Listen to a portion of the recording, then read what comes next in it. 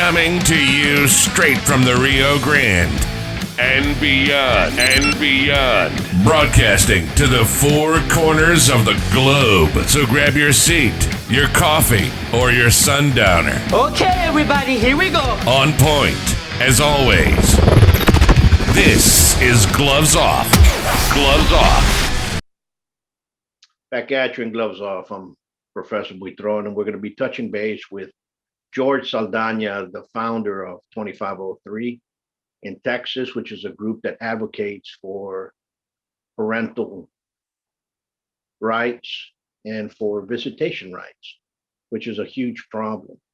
And we're also going to be talking with Jennifer Reed, who is the wife of Chad Reed, whose husband was shot when he went last year, shot and killed when he went to go locate his son. We have to understand that interference with child custody in Texas, it's a state jail felony, and that penal code is 2503.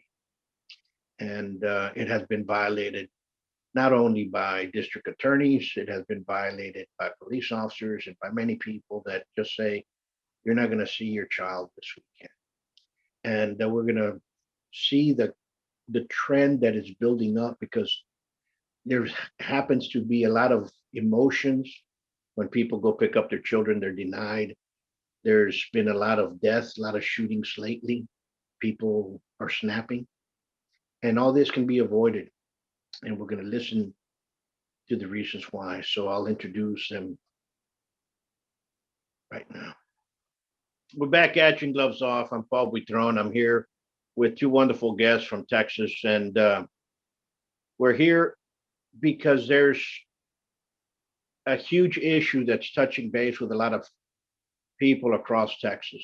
And this has been going on for many decades, but it's something that has gotten more violent as time progresses. And that is when one parent is going to go pick up their children from another parent. It's called interference with child custody, which is actually a penal code. And so I'm going to introduce George Saldana, who is the founder of Texas 2503, which is a advocacy group that is trying to fight for the rights of parents, non-custodial parents and children throughout Texas. George, how are we doing today? Good, Paul. Thanks for having me on again. It's always a pleasure. No, it's our pleasure. And we also have Ms. Reed, who will talk a little bit more of her story, because that's basically what we're all fighting for this not to happen again, but we'll introduce her in a little bit. Jennifer, you have our condolences. I've been meaning to tell you that since last year. Thank you. But for the folks that are out there right now and watching this, interfering with child custody is a severe issue, not only here in Texas, throughout the states. And it's when one parent is told they cannot see their child or children from the other parent. They're being withheld from visitation. So, George, can you explain that just a little bit more? Yes, Paul. Texas Penal Code 25.03, interference with child custody. It's the retention in violation of a court order or judgment. It's when any person knows that the retaining of a child against a court order, it becomes a felony in the state of Texas. It's been a felony since 1972 is when it was first legislated, and it was last legislated in 2011. Last year, we did our last legislative session. We did have two bills go to the floor. Unfortunately, they died. We were trying to, amend the Texas Penal Code so that it was more favorable. Because right now, there's absolutely no help at all when it comes to enforcing these judicial orders. And I can witness that, and I can testify for that, because I've gone through it myself, and many other parents have as well. It's very hard. The emotions flare out.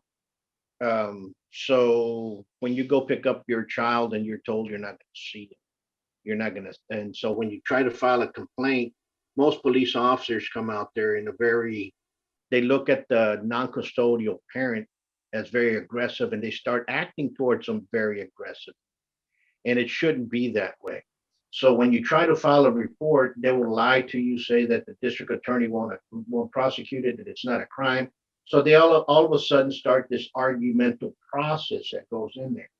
And some parents will escalate, and all of a sudden they get arrested or what have you. I back in the year of COVID 2020, during spring break, did the same thing. I went in there. I was denied visitation for my kids for spring break. I filed a complaint.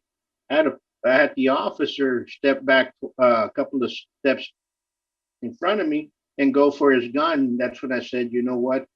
I'm going to call the police.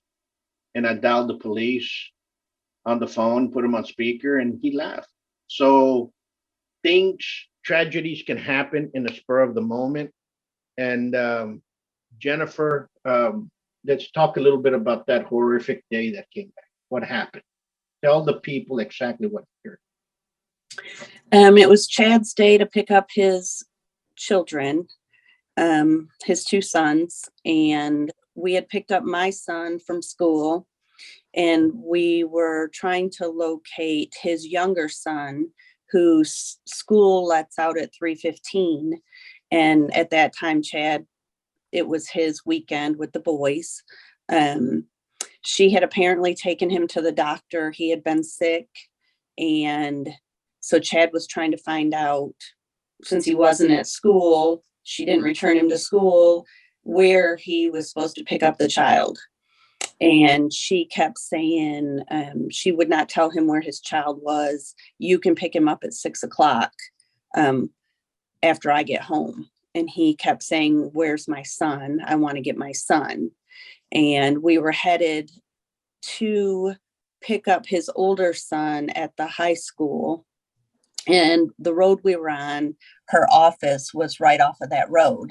So last minute, he turned down the road to go to her office, which is also a house that apparently Kyle was living in because he was separated from his wife.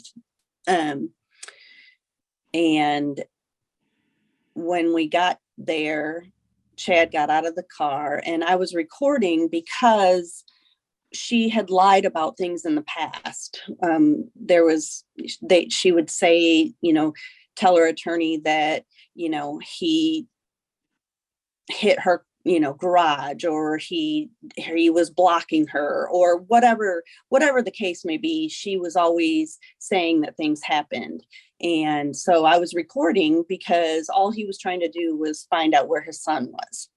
And was he stern about it? Yes, he was, where's my son? And, but he stayed 8 feet away from her, talking to her. And, she wouldn't at first tell where he was. And then she finally did. But at that point, Kyle started talking, and he told him, stay out of the conversation. Basically, this isn't between me and you. I'm talking to Christina. And at that point, you see Kyle go in the house, and Christina takes about 20 steps backwards, as if she knew exactly what was about to happen. And Kyle comes out, and he shoots a warning shot at Chad's feet. And at that point, Chad steps up onto the porch and steps up against Kyle and, pretty much says, you better use that on me, or, whatever. But Chad never touched the gun. He wasn't grabbing Kyle until, and I really honestly believe the gun was pointed right at the truck where me and my son were sitting. And I believe Chad grabbed Kyle and spun him around so that he wasn't pointing the gun at the truck, since he'd already fired it at him towards the truck one time. And when he spun him around away from him, Kyle stepped back and shot him.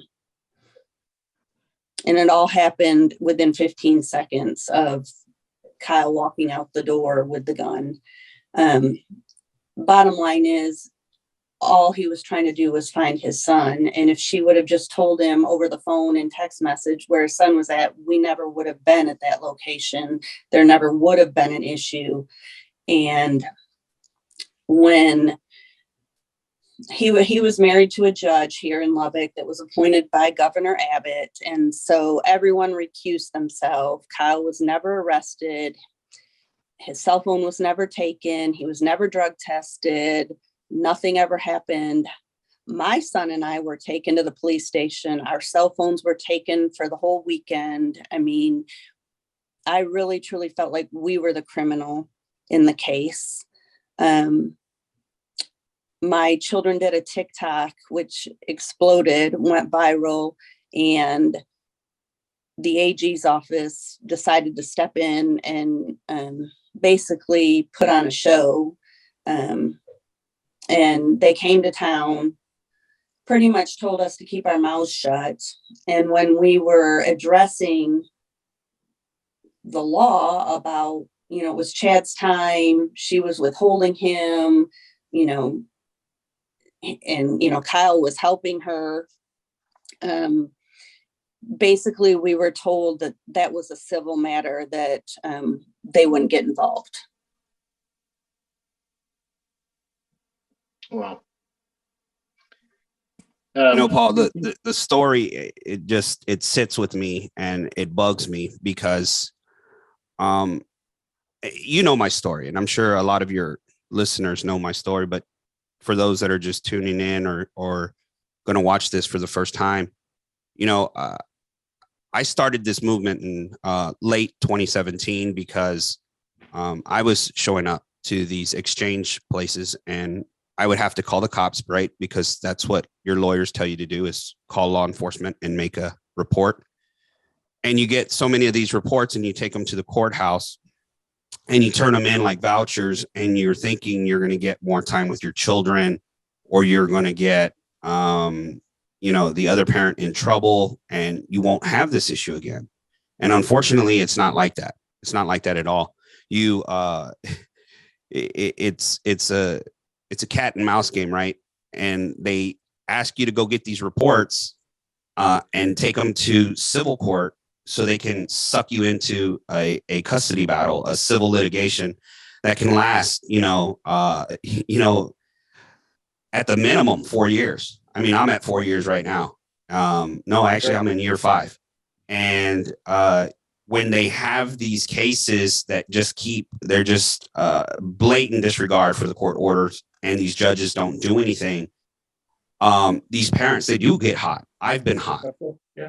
I've been hot. I've been hot. I've gone, because in my case, it's not just driving down the street here in San Antonio to try to pick up my child. I would have to drive hours. I'd have to drive down to Corpus, which is a 2.5-hour drive, or I'd have to drive to Houston, which is a 3.5-hour drive. And to know that you're not going to get your kids, but you want to fulfill what your attorney has told you to go get your report, it's frustrating to make that 7-hour trip just to show the judge, hey, I'm trying to be a father. And this movement has nothing to do with the father's rights movement. We help plenty of mothers that are going through the same thing. We have parents throughout the state, mothers and fathers, that have a valid judicial order. And in every order, it says law enforcement may use reasonable efforts to enforce this order. Now, reasonable efforts to me is taking a criminal offense report. I understand, and I think everyone else understands, they can't physically remove that child from that parent. One of the things that bugs me is that you're right, Paul. We are made the criminals. We are made the aggressors. All of us, even Jennifer. And it breaks my heart when I see people, saying things to her about, she's in it for money or whatever. They can't accept that a man just shot her husband, left a kid without a father, left another child without a stepfather, and totally just wrecked two families' lives, right? And they're trying to make her the criminal. And if you know anything about me in my case, I was arrested for criminal trespass. They wouldn't enforce the felony, but they took me to jail for a Class B misdemeanor criminal trespass. I had never been trespassed before. My first time. I showed up to the door, knocked on the door. I asked if she was going to turn over my child. She didn't. I called police for my safety and for my help, to help me enforce my orders. And they ended up taking me to jail. I was the aggressor. 17 hours I went to the Harris County Jail by precinct 4 by following the court's orders. I was following the court's orders and I got thrown in jail. So I can relate to these parents that are going to these child custody exchanges and not knowing what's going to happen. Is my child's stepdad or mom's boyfriend going to shoot me? And why is it that other men, stepmothers, stepfathers, I understand there's times when you need to interject yourself, but it always seems, and I hate to say it, right? And I don't want to say it, and I hate to say it, but to be honestly truthful, if you look at a lot of these cases, you're going to see where these men are the aggressors. You're going to have boyfriend versus father versus boyfriend, ex-boyfriend, baby daddy. It goes all these ways, right? And every once in a while, there's a woman that shoots her baby daddy or her ex-husband. But in these cases, you're getting men and men that aren't even tied to that child are trying to buck up and show that I can defend my woman and her child. And that's not his place. And some of the things that, when I heard about Jennifer, I wanted to reach out to her because there was a few things, and all of y'all know that I work with a team that does some fantastic research. And when you look into the family code, right, during your periods of possession, you have these rights and they're listed. You have the right for care, control, and protection during your periods of possession. Now, Kyle was not that child's parent. He wasn't even the step parent. He was somebody who's having relationships with a side chick who had a child, right? So he should have never even been involved. So Chad, rolling up to that house because he's worried about his child being sick and the mom playing games. Like, we're parents. You wouldn't like it if it was done to you and vice versa, right? And so I think in my mind, Chad had every reason to be there to locate his child because the family code says that during your periods of possession, you have every right for care, control, and protection. Absolutely. When parents call law enforcement to enforce these orders, it's not just for the parent, it's to ensure that the child is taken care of. We're trying to include welfare checks. Some of these officers don't even want to do a welfare check, right? And here in San Antonio, we found a child that was malnourished due to a welfare check. So you're absolutely right, Paul. These child custody exchanges are getting very, very volatile. I've been sharing them, of course, with Jennifer, because I think, this needs to be addressed. It has to be addressed. Yeah. And we're gonna post them out here so you all can see the different ones that go up there on the screen for you all to see as we carry on this conversation. Because I told you this a couple of years ago. It's if they do not do anything about this, this is going to start escalating, and it's going to start first with and I hate to say this, it's going to be usually it's a father that goes picks them up, but moms as well, or mom's going to commit suicide with their child. These things are going to start escalating, and it's going to come around to the point that it's going to hit the attorney. I mean, it's just doing the little pendulum, and it's going down. And I see attorneys laugh when this happens. I see judges high five attorneys and laugh at the matter that this is going on. They take it like if it's so what, it's your all's problem, not ours. No, you guys were the ones that are, they're mocking the the person that's doing the infraction of the 2503 and not allowing their child to visit the other parent is mocking the court system, is mocking the judge. It's breaking the law. And they look at the person that is actually following the law, and they're mocking him, and they're mocking the situation. Not only attorneys, district attorneys as well, the police in general. It's they have blood on their hands when all this stuff goes on, and they're not admitting it to it. We've talked to several district attorneys, as you know, and every single district attorney comes out, or politician at first comes out and says, we don't want to arrest moms. Would they arrest a mom if she was drinking and driving with a child in the back?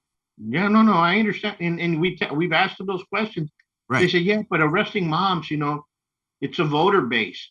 A voter base is one thing. Maybe you shouldn't be there if that's what you're going to be thinking about it. We're not even talking of parental alienation, because interference with child custody, it's the root, it's a watering of parental alienation. It starts going on, and it can stop that if people start paying attention to the law, and the police enforcing the law, as well as the district attorney and judges actually enforcing their own decrees.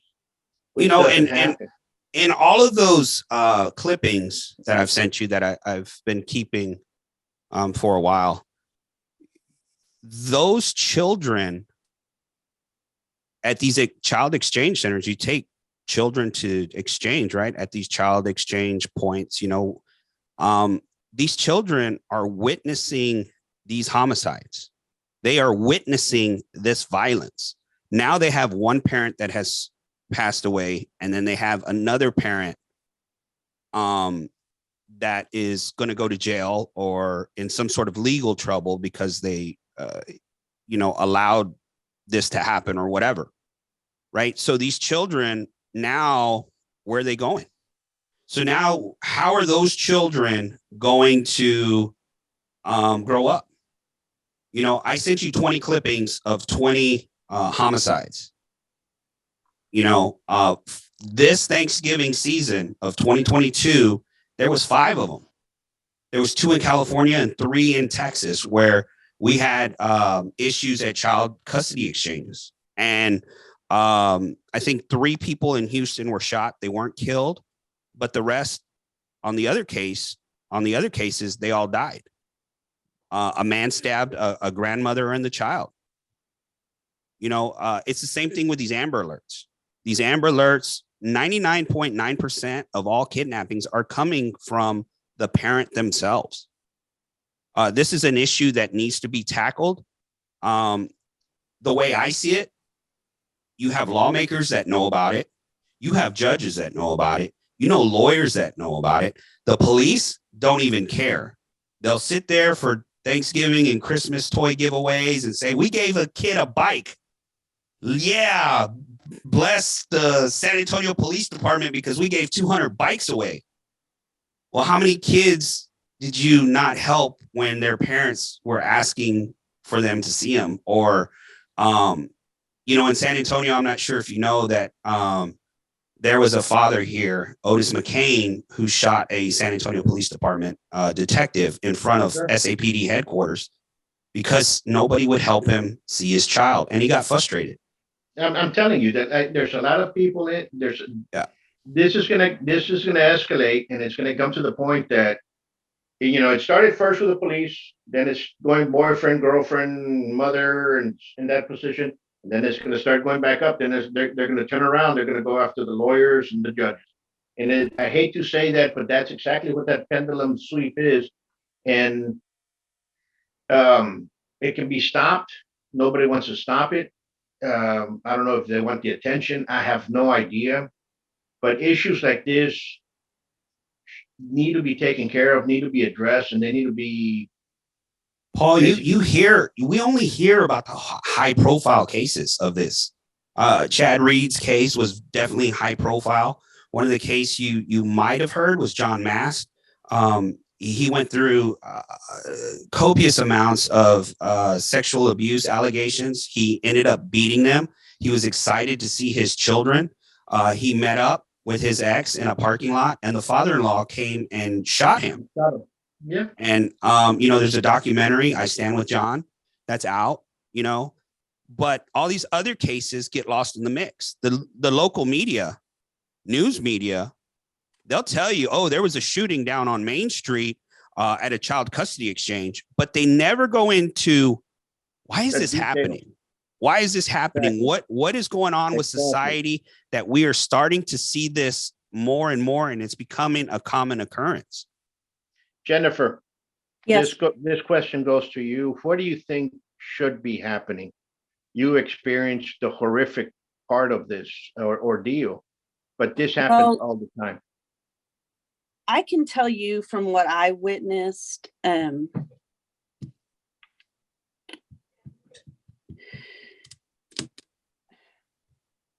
Chad was fighting to see his children the entire time we were together. He had gone before we got together. They had gone to negotiations and agreed on extended Thursdays and first right of refusal, because she would never let him. She left town all the time with her boss, and left her children either with a babysitter or her mother, and never allowed the children to be with their father. So they went to negotiations. He paid for the negotiations, paid for the attorney. They agreed on extended Thursdays and first right of refusal, and everything was rocking along fine. Except for the fact that what we found out is that her attorney had to file it with the court system. Even though it was all agreed upon, they went through negotiations, the negotiators signed off on it, everything was done legally. Her attorney was responsible for filing it with the courts. Well, when I came into the picture and Christina saw that we were getting serious, she was losing control. She wanted that control. And at that point, she quit allowing Chad to have extended Thursday. She quit allowing him to have first right of refusal. And he's like, we agreed upon that. I paid for negotiations for that, whatever. Well, in the end, what we found out was her attorney never filed it with the court systems. And I'm sure she did that intentionally because they knew that it would go away. So he was once again fighting for that and trying to negotiate. And at that point, I was in the picture. She did not have control anymore. And this is when things started getting worse and worse. And his children were begging. His older son was begging to come over and see his dad constantly. And she would never allow it. He kept telling Chad, I'm going to run away. Just pick me up here. And it was never ending, and Chad was getting more and more frustrated. And if parents could just, all I kept saying, I've been divorced, I have children, do I get along with my ex all the time? No. But do I bring the children into it? Absolutely not. Absolutely not. She was only hurting those children, and now there's 3 children without a father. I'm without my husband. And honestly, my children lost their mother because I am a shell of who I was. I'm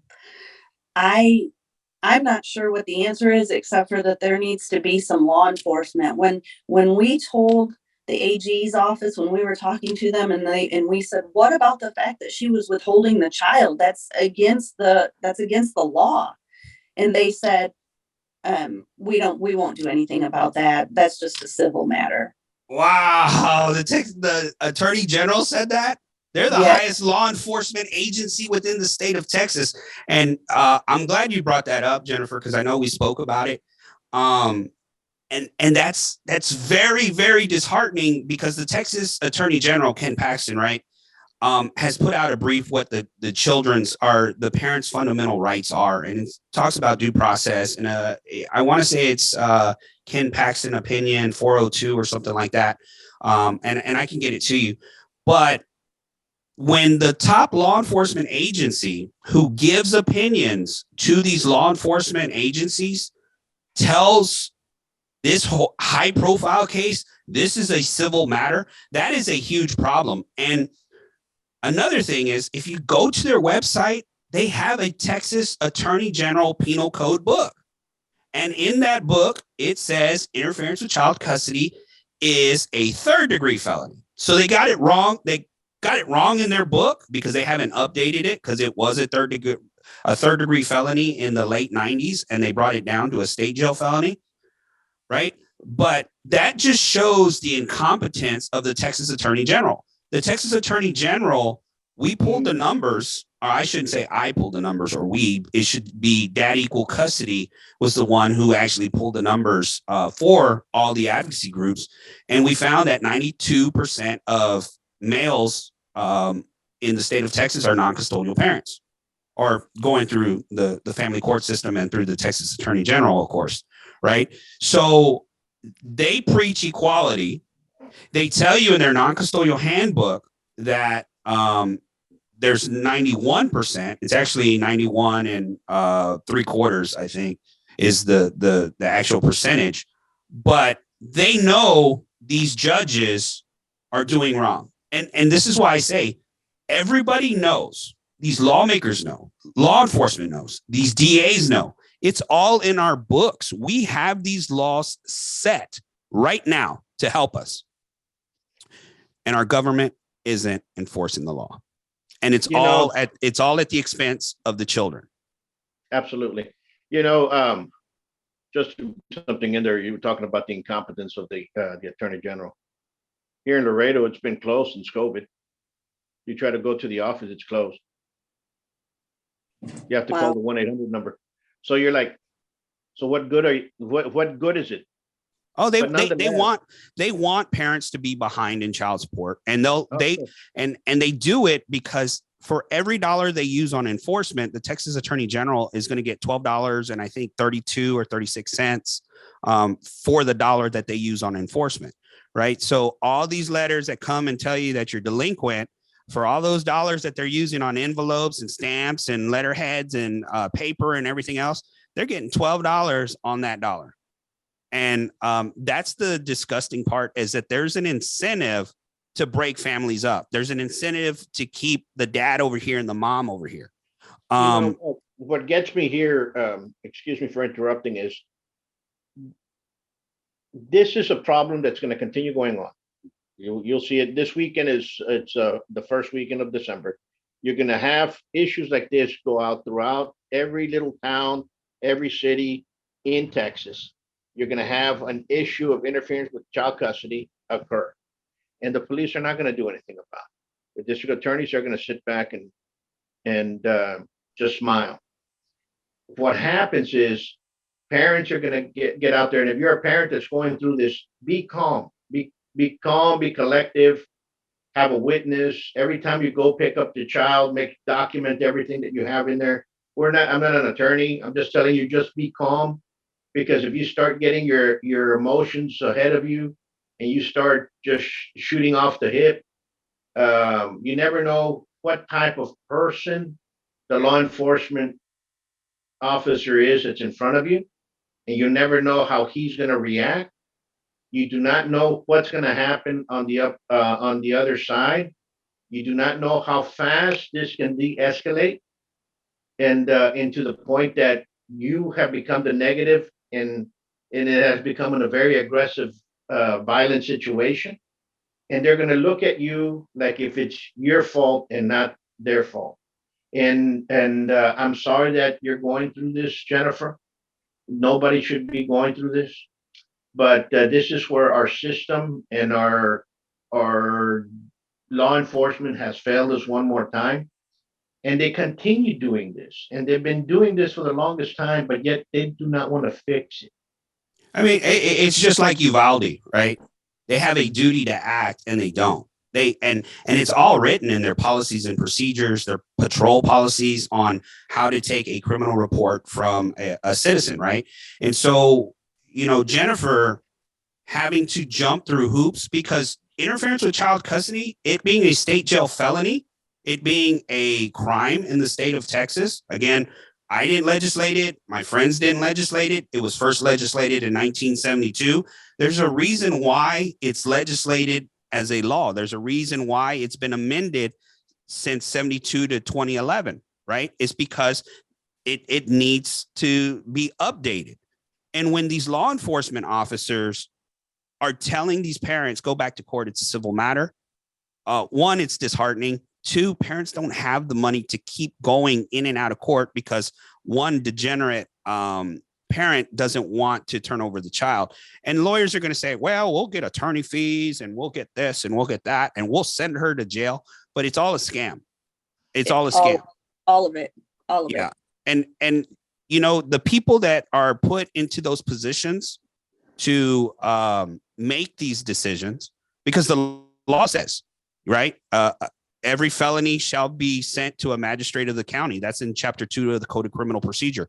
So Lubbock PD or the Texas Attorney General, knowing that a crime has been committed and they're looking the other way because they're claiming, if I read correctly, and I, if you can talk about it, I know you're in litigation, Jennifer, but if you can talk about it, you can. If you can't, you can't. I understand.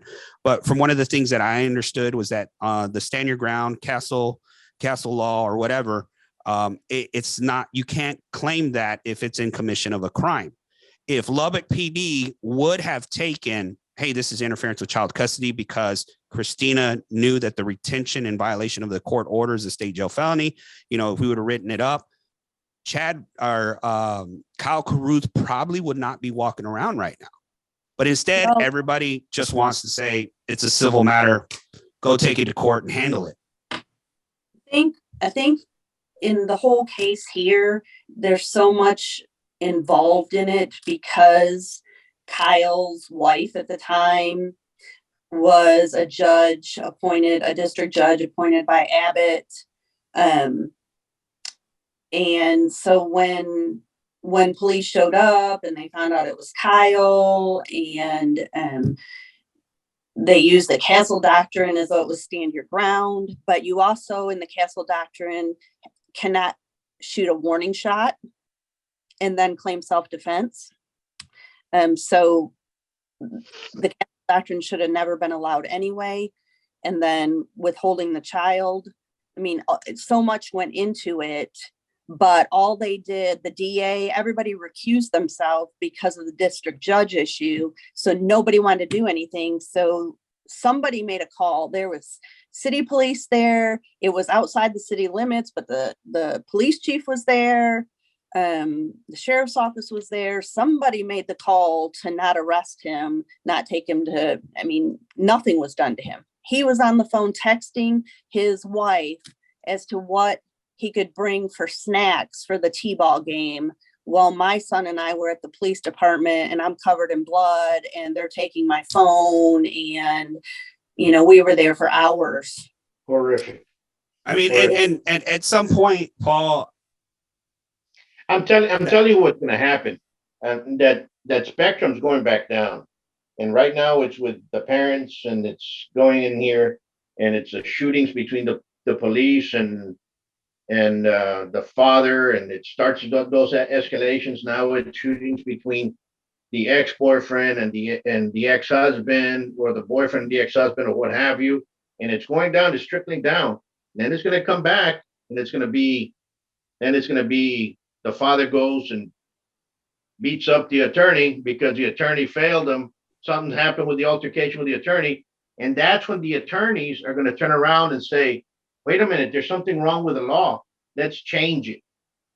Because now it's going up and it's affecting them physically, but it's doing that.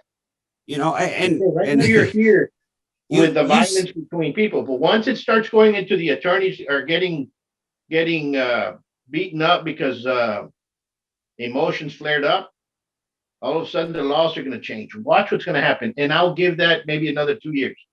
I'm thinking just the way everything's going, I Might be faster. yeah, things are going to go in the wrong direction real quick. I was just describing how there was 5, And and it's believe just me, I don't want anything of this to happen to anybody because it's horrific.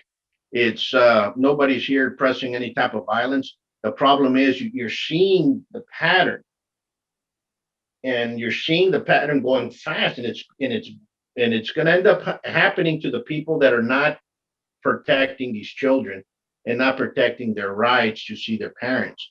And it's going fast. And believe me, unfortunately, that's just where it's going. yeah, and a lot of these people that we call for help, the majority of them are men, police officers, state reps, judges, and they're all in our boat. They're all. I've met numerous of police officers that'll say, "Oh, Mr. Saldana, I'm in the same situation. Unfortunately, I do what's best, and I get an attorney." And it's almost like the police are advocating for you to go get an attorney. Oh, well, it's better that it's handled in civil court. I don't care where you think it's better it's to be handled. In the penal code, it says it's a state jail felony, and all felonies shall go before the magistrate of the county. Right. And that's what we do is we educate parents to stick to their guns and keep digging in instead of channeling your anger at the other person or the step parent or the baby mama or the ex-wife or whatever.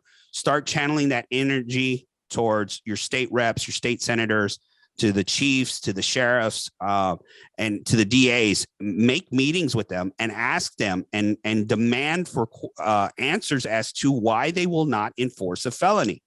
Because by law, and you can check this out, a DA from El Paso was just removed from office because they said she was negligent. Now, if you look up what negligence is in the Code of Criminal Procedure and what DAs should do, you should be able to remove every DA for refusing to enforce this felony because it says that a felony shall go before a magistrate of the county. And I understand they have prosecutorial discretion. I understand that. But you cannot claim prosecutorial discretion if you don't investigate the case. And, that's where my heart really goes out to Jennifer, because I really think it was a pretty much a shit show for her case, right? What did you really do? You let a man shoot another man in front of children, right? Or a child and other people, and just walk away and text that he was bringing a pack of Kool-Aid treats to a T-ball game, right? That's horrible. And us parents are treated like criminals because we are doing what the court has ordered us to do. Show up at a certain location at a certain time to spend time with our children. And that's the problem we're having. No. I'd clarify one thing. Because you said this earlier, George, and you said your heart goes out to me because people say I'm in it for the money.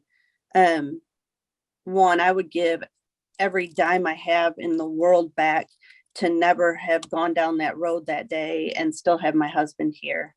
I loved him more than anything in this world. I was in shock when this all happened. I didn't believe he was really murdered. I mean, when I was doing the video, I was completely not even thinking that he was gone. I had a child with me in the car and a gunman standing over my husband saying, "I told you to get off my property." And then nothing is done with the police. The AG's office comes in, and the only reason they did was because the TikTok blew up and, people were demanding answers. And the DA's office, the person that came in and did the grand jury, is friends with the DA in Lubbock.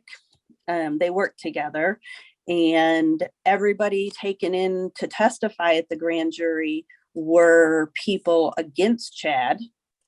So I'm not sure how, my understanding is when there's a grand jury, it's supposed to be all on the offense to try to get an indictment. But when you bring in everybody against the person, I'm not sure how that was ever going to happen.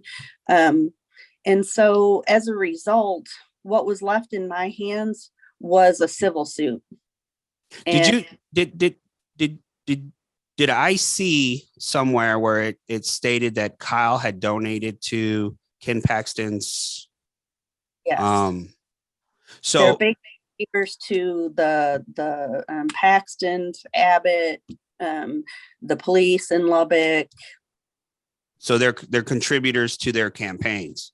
So that's interesting that Ken Paxton, right? And I don't know where the feds, I mean, are the feds coming in? Have you talked to the feds about any of this? Because we had sent information to the FBI with regards to it. I have recently talked to another attorney who has advised me to take it to the Texas U.S. District Attorney. So I'm currently working on that. Because well, you might if you can find the connections where he contributed money to the district attorney, and if you can find the district attorneys on that list and the sheriffs on that list and stuff like that's on the list, Ken Paxton, I think you might even have a civil conspiracy there. Yeah, but and I'm not an attorney, but so there's a lot of things in there that can occur, and hopefully it's going to prevail in the civil court. But one thing that it's wild that us parents have to go through this fight with people who are supposed to be upholding these laws. We are fighting. We're not fighting them like our exes. We got a divorce and we walked away, or we went to court because we didn't agree with them. And that's why we don't live together. And that's why mommy and daddy live in this, dad lives in this house and mom lives in that house, right? Is because we don't get along. So, the problem isn't with the other parent. Like I said, the other parent makes themselves a felon. The other parent is the one who does all of that. So when all of us parents are begging and yelling and screaming, I'm done begging. I'm not begging anymore. Right now, I'm full on, hey, you know what? You can't do your job. Maybe you need to get out and let somebody that knows what they're doing do it, right? And if Ken Paxton's investigators are going around telling a widow that, oh, no, it's a civil matter, but it's posted on your website, No, I'm serious. And you see that throughout the whole thing. And you know what gets me most, Jennifer and George, is that if a kid comes out and he does something wrong when he's in his teenage years, they say it's because he had a deadbeat dad. Okay, well, let me. While that father was trying to fight, you see, what happens to a lot of parents is a lot of parents all of a sudden start going through this, and all of a sudden they'll hit a mode that I can't fight anymore. They just crumble up and they get forgotten by the wind. And you see them walk. You see them when you talk to them. You say, "How your kids doing?" You see them go off, and you see their stare go off. And let me spin it. That they've already how can I stop fighting? Yeah. And it happens, one goes through it. I have when I started my divorce, I had 3 that were under 8. When the divorce was finalized, I had 2 that were under the age. Okay. They had not aged out. My son just aged out. My youngest is 16. Still 2 more years. Now it comes to the point that I'm supposed to go see her, go pick her up. Mom's gonna take me. Mom never brings her. And I said, well, let me go pick you up. No, she's gonna come here. She doesn't want to go. So she's not gonna go this time. She'll go tomorrow. It's Friday. Friday comes around. Oh, she'll be there on Saturday morning. I don't have to force her. I can't force her. She's old enough to make her own decision. The police are not going to do anything about it. And you already know the police aren't going to do anything about it. You already know that if I file it in court, they're going to give it to you 90 days down the road. Well, 90 days down the road, she's going to be 17. Understand what I'm saying? Yeah, let me spin it to you this way, Paul. What about the emotional and mental abuse of Of a course. child seeing a homicide, right? We all Absolutely. hear that, we all hear the statistic, and I'm not a psychologist or a therapist or anything, but I've heard that, when a child's parent commits suicide, they're more prone to commit suicide themselves, right? So when children know of something traumatic, that they've seen, they can't erase, right? What is the long-term emotional and mental damage to that child, right? Um, what's going to Um, happen? Well, for me, I'm living that. Right. Be, to, you might, God bless your children for them to be always in a positive mode. You do not want them to take a Machiavellian approach to it, because usually that's what happens. Um, who knows? Maybe whatever, God forbid, but who was a famous gunman that was shot by a son of one of the persons that he shot, Wild Bill Hickok, and came down 20 years later, and you shot my father. Boom. So things like that occur, and people do not understand why it happened, but I'm sorry, it happens. Yeah. And you don't want to start that circle. So right now, counseling is something that you have to be good at. You have to give them some good mentorship. You yourself be there with them at all that time, for them not to take that and to build up upon that. You don't want that negative issue to go in there. So you should start trying to see if you can find some mentor for your child someplace, because it has some Machiavellian attitudes going to be in there that can prevail when you see something evil like this occur. So you well, that, have to. yeah, he was in counseling. We have a good support system. I mean, I have some amazing children, and Absolutely. great support system. His dad is, great with him. But the counselor, they have warned me that as he gets older and, he becomes more aware of real life, situations and stuff, this may be a trigger for him in the future that he needs more, in-depth counseling or, assistance to, Yeah, I mean, there's no closure. There's no closure because law enforcement failed to do anything, right? So, this child is thinking, hell, I'm 42 years old. I'm in San Antonio and I'm triggered by this deal, right? Because I've been working on it so long. And this issue affects me because I know, and too, Paul, that we have been sought as the aggressors when following our judicial orders. And, I can't imagine. The first time, tell you a little history and going back a little bit about my story.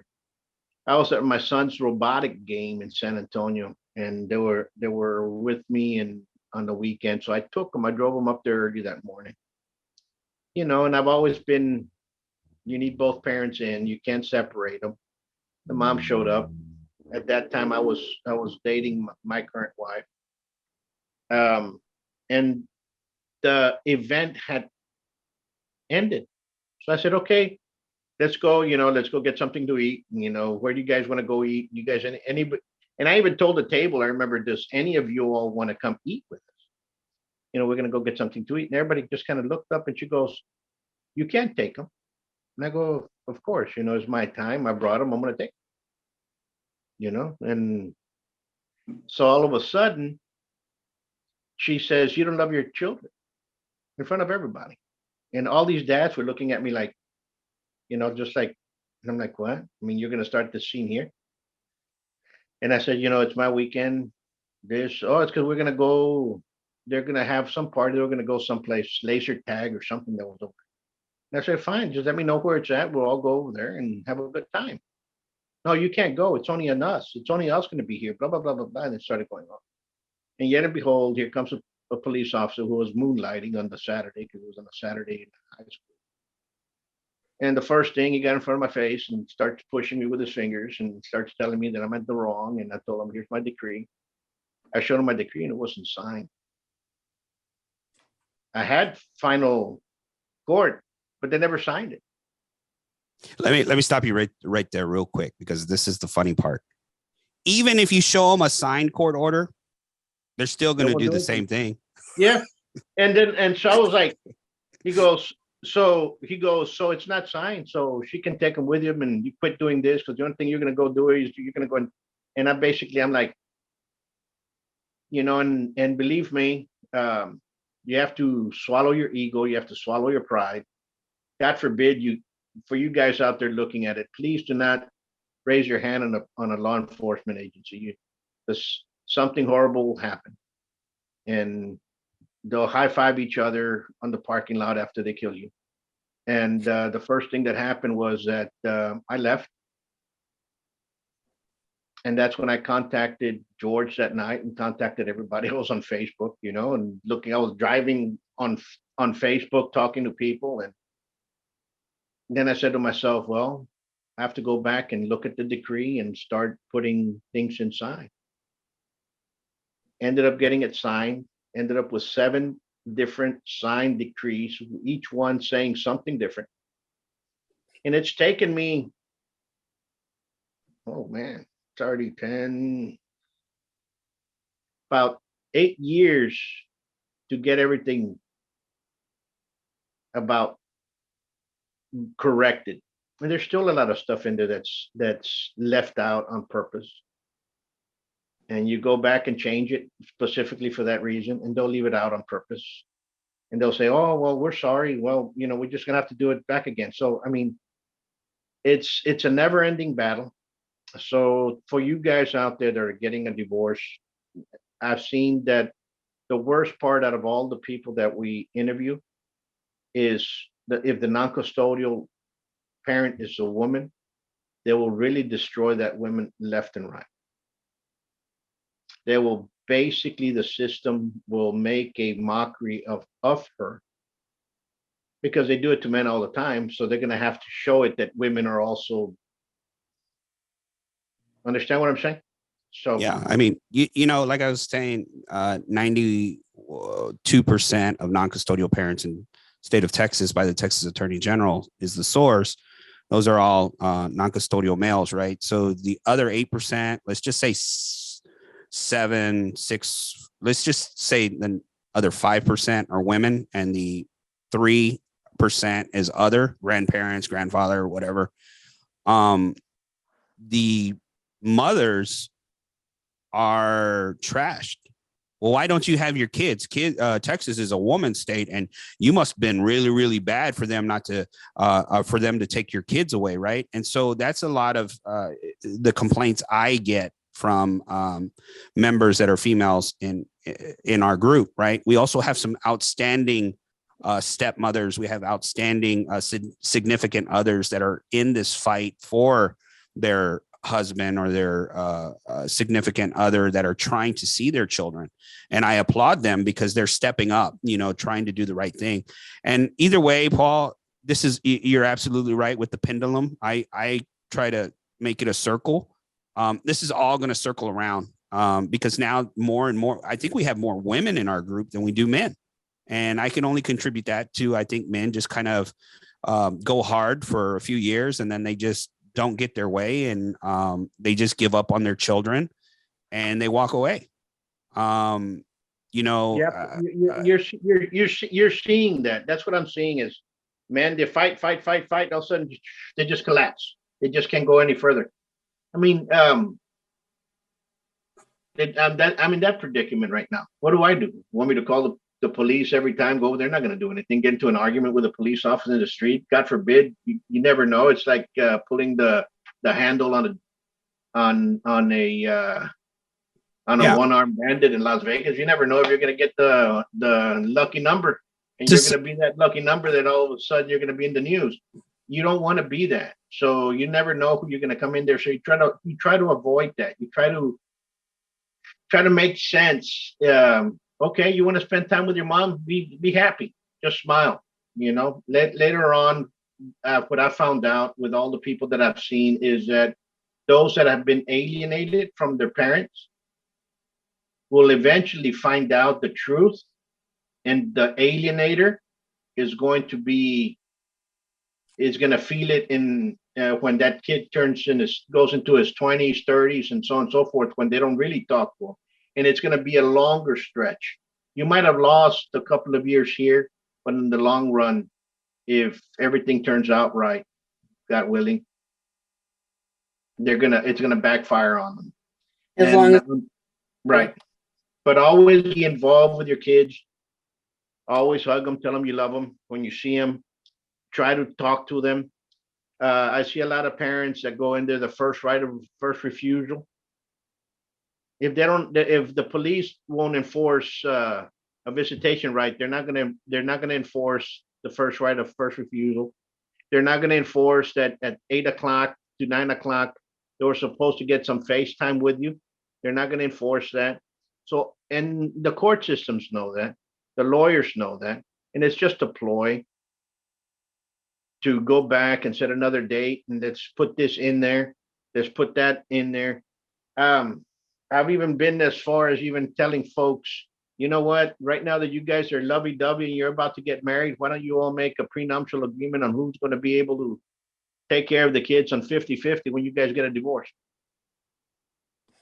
Yeah, You know what I'm saying? And I maybe that's what we should be heading in the conversation of, you know what, you all are going to get married, get a prenuptial. In reality, the federal government incentivizes the state of Texas for child support. And I don't want to go into child support much, but the incentives that they give these states are outdated, and they need to be brought up to speed, right? The child support system has been in place since 1970. If you look at a child seat from 1970 and you look at a child seat now in 2022, there's a huge difference. They like the state of Texas loves the incentives. I would love to see where the federal government starts incentivizing family courts to bring families together instead of making it more profitable by splitting them apart. If we could have judges that would give incentives to parents, some of these great deals, maybe, something for co-parenting correctly. Maybe there's so much federal funding and so many grants and everything else. Why don't you start incentivizing parents to co-parent, to love the child and to share the child? Absolutely. Right. But if the federal government did that, then the state bar wouldn't like it, because guess why? Then you wouldn't need family law attorneys, or their uses in judicial proceedings would be minimal, right? And they don't want that. And that's where we're having these issues, is because all these people know the governor was a Texas Supreme Court justice. The Supreme Court justices know that these family courts are corrupt. The DAs know, the law enforcement know. So you have all these professionals who all went through law school, who are all proud about their fraternities and all the things they've done. And I've went to law school and I'm educated, and they can't figure it out. They boast on how smart they are, but they overlook everything. And at the bottom line, it affects our children. And everybody going through this, 2503 knows somebody that else is going through it. And somebody who doesn't know about 2503 will be going through it sooner or later, because divorces are at an all-time high. Right? It's just a matter of time. So, like I said, there has to be a different format of how to deal with that. And we're not going to be here for that. There's other shows or issues that we can bring up. Right now is the issue of the interference with child custody. Exchanges have become very violent, and how we can deal with it. That's what we need to do. We need to have our police do their jobs. We have to have our DAs do their jobs and follow the law of the land. And if they do not want to follow it, then they have to put some type of protection for our kids to do so. And if it means that we have to change the way we pick up and we just pick them up at school, we're supposed to. But even then, it comes to a certain time that they're going to say, "Oh, I'm going to go on the bus. I don't want to pick you up there because if you show up and your child's not there, all of a sudden the school police is going to get into it with." So there has to be some type of checks and balances. there's you know what I mean. So it's not there. So we I think everybody needs to sit down and literally think this through, and we cannot allow this to happen anymore, and for people to start using their common sense, really. And for those folks out there listening to this, what is the best advice that you'll tell somebody when they go pick up their child, Jennifer? What would you tell them to do? Well, I can tell you I never anticipated this happening. That looking back, I wish Chad would have just called the police. Not that they would have done anything, but at least it would have been documented, and maybe we wouldn't have had him that weekend, but we would have had the documentation to move forward. Chad never dreamed that this was going to happen going over there. He was just trying to find out where his son was. I guess. And again, he had every right to do that. As a joint managing conservator, whether the law says within your periods of possession, but to me, there's no non-custodial parent. You are a parent, and I don't want parents to beat themselves down. Chad loved his boy. I mean, he has a daughter too, but the boys were with Christina. He loved his boys, and he told her, "Don't mess with the time with my boys. Just don't, we can fight over everything else, but don't mess with the time with my boys." And she knew that's where she could get him, and that's what she did. And it's so disheartening to me. And if I can say anything to parents, I have been divorced twice. I have 4 beautiful children with 2 different fathers. We have never had an issue. The children go first. We do grad parties together. We do everything together. Do we get along all the time? No.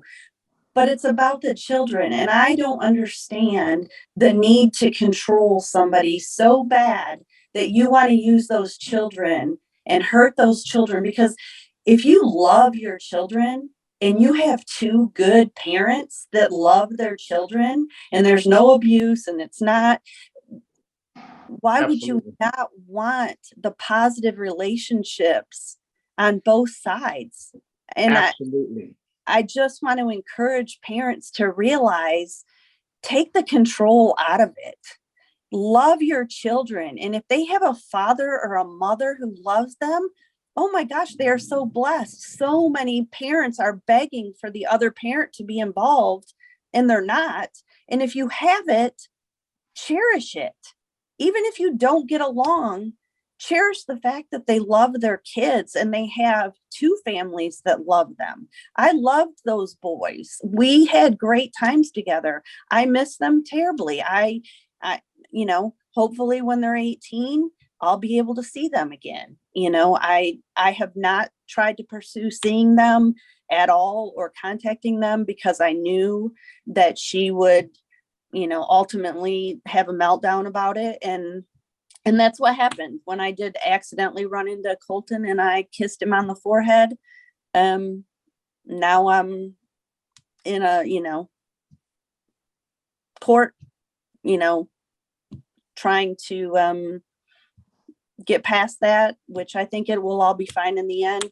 But my child witnessed her children's father being murdered, and I'm the one with a protective order against me.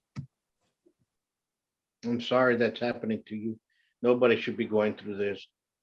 Folks, the only thing I have to say is if you all have, and you're going through this situation, educate yourself on the law. Be very, there's a lot of things you can do. There's a lot of great groups. 2503, you can look them up on Facebook. Get involved. Don't say it won't happen, because it will happen. Try not to stray away from the decree, because the more you stray away from the decree, the chances are that this is going to happen to you a lot faster than you believe. and never say never, because it will happen to you as well. So just be prepared. Don't be on the defensive. Enjoy the time with your kids. Hug them. Absolutely. Try to be with them, because they grow up very fast, and you shouldn't be fighting about anything. But unfortunately, there's people out there that are narcissists, and that's their nature. Yeah, they have to be in control. So, and believe me, and to the DAs and to the police out there, just do your job. You're elected out there to do one thing and do it. Just do it. It's for the benefit of the child.